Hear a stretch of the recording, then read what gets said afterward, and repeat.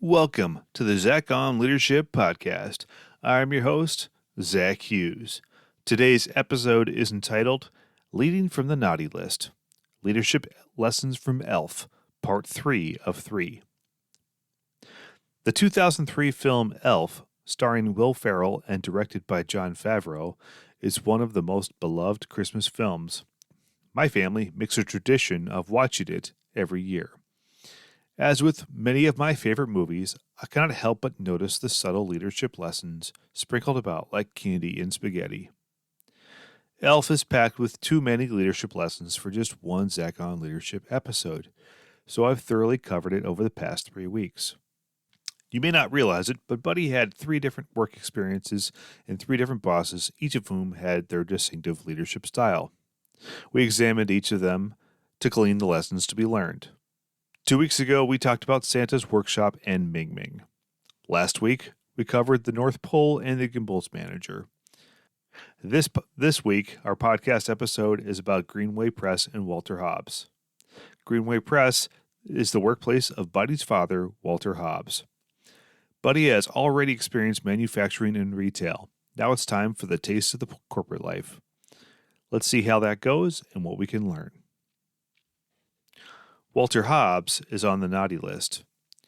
When we are introduced to Walter Hobbs, we get an unflattering picture of his leadership style. Walter repossessed children's books from a nun because she missed the payments. In the next scene, Walter made an executive decision to ship children's books that were missing pages to avoid spending $30,000 on a reprint. We need to be careful how we criticize Walter because he's running a business, not a charity. It's easy to judge him and say that he should give away the books to the nun and spend the money on the reprint. I can't judge him for being financially responsible, so what's the real issue? I believe Walter lost sight of his purpose. Why does Greenway Press exist? To turn a profit? No. Businesses do not exist to turn a profit. Businesses exist to serve some societal need. Profit is a means to that end, not the end itself. While the film doesn't explicitly tell us, the purpose of Greenway Press is presumably to enrich children's lives by producing and distributing books that they love. I believe Walter lost sight of this purpose. Without purpose, all that's left is profit. Ironically, when companies focus on profit over purpose, they usually achieve neither. That point is validated in Greenway's quarterly earnings report shared in a later scene. Therefore, not only is Walter Hobbs a naughty person on Santa's list, but he's also an inadequate business leader. The best companies are driven by purpose over profit.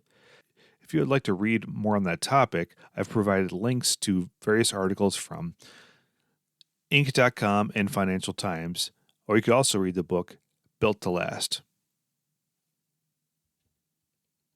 Bring in Miles Finch. Midway through the film, Walter was under extreme pressure to develop a new book for the first quarter. He assembled his top 2 writers, who pitched him the idea of hiring another writer, Miles Finch. While Walter was unwilling to spend the money on books for charity or a reprint, he didn't seem to have a problem shelling out top dollar for an arrogant consultant who demanded to be received at the airport by a black S500 with the interior set to 71 degrees. I don't have a problem with hiring consultants. I hire consultants when I need some temporary help in an area where I don't have expertise. However, it's a bad sign when management hires a consultant for a core competency. To me, this signals that management isn't confident or competent. Neither of those options are good. Walter leads the creative writing function at Greenway. His top writers don't have any good ideas. That's an existential problem. We only see this moment in time, but clearly Walter hasn't invested adequately in the development of this critical capability. This may be a talent gap, a toxic culture, or some combination of the two. When I ask my team if they have any ideas, they won't stop talking. Bad leaders have bad leaders. We've firmly established that Walter Hobbs' leadership style leaves plenty to be desired. But why is that? What is the root cause? Why are some leaders bad and some leaders good? I firmly believe that leadership behavior, bad or good, is learned from what is modeled. To better understand Walter's shortcomings, we must look to the primary antagonist of the film, Mr. Greenway, board chair of Greenway Press and Walter Hobbs' direct boss. Mr. Greenway was responsible for creating the conditions in which Walter performed poorly as a leader. In their first interaction, Mr. Greenway confronted Walter on the 2 missing pages from their latest book. Walter lied about it and blamed the printer. Mr. Greenway saw through the lie, but then changed the subject to the poor financial performance. Even if those 2 pages were in there, the book still would have sucked. Have you seen the numbers for this quarter? They'll be here today. They're in. That friggin' puppy and pigeon are tanking hard, Hobbs. My people estimate we're going to post a -8 for this quarter. A -8! Mr. Greenway was more concerned about the financial performance than Walter's ethical lapse or his niece's reading enjoyment of the Puppy and Penguin book.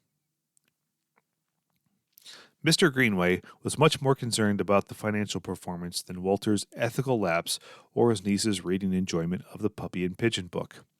His message couldn't be clearer.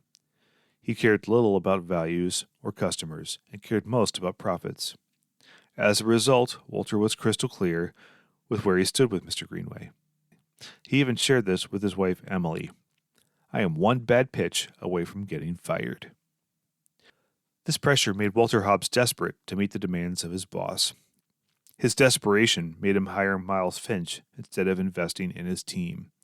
When his son Buddy innocently torpedoed his plan, Walter snapped in a way that deeply broke his relationship and his integrity. Where do you want me to go? I don't care where you go. I don't care that you're an elf. I don't care that you're nuts. I don't care that you're my son. Get out of my life, now! Shortly after that, Walter made his final attempt to please his boss. Even after all of this, Mr. Greenway sneered, "This better be good." As he was getting ready to pitch the new book idea, his second son, Michael, burst into the room, scared and worried about his brother, Buddy. This is the climax of the film. In a long moment, Walter counted the cost of his career decisions. He violated his integrity. He neglected his team. He broke his relationship with his first son, and was about to break his already strained relationship with his second son. This was a turning point for Walter. He made the right choice, left Mr. Greenway, and reconciled his relationships with his sons. Here's the point. Good leaders can't work for bad leaders. You must leave or you will become bad. It's that simple. Looking back at my 23-year career, I've been fortunate to work for good leaders. They made me who I am. I spent very little time working for bad leaders. When I did, I left as fast as I could. I knew I was susceptible to learning bad behavior, and I couldn't let that happen. This is the end of my leadership analysis of Greenway Press, and the end of this podcast series on Elf. I hope you've enjoyed it. I'll end with one last observation. Not one of the 3 leaders I analyzed properly valued Buddy's professional contribution. Not Ming Ming, not the Gimbals manager, nor Walter Hobbs. There is one that did. Santa. In classic Christmas movie tradition, Buddy saved Christmas by fixing Santa's sleigh. That's all for this week's episode of the Zach on Leadership Podcast. Merry Christmas, and thanks for listening.